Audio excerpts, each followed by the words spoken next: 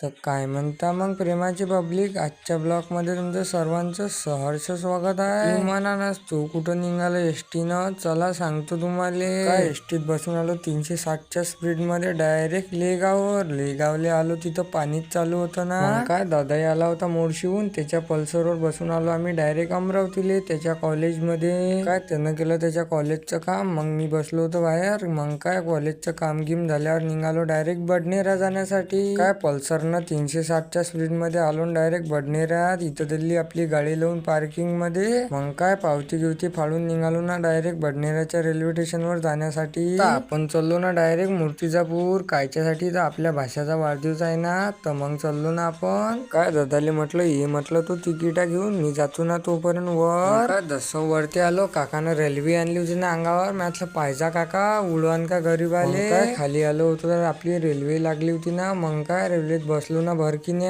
काय आलो ना डायरेक्ट मूर्तिजापूरले. तुम्ही म्हणा ना आता ह्या मोबाईल करून हालू राहिला. आम्ही आलो ना डायरेक्ट रुळावून धावत.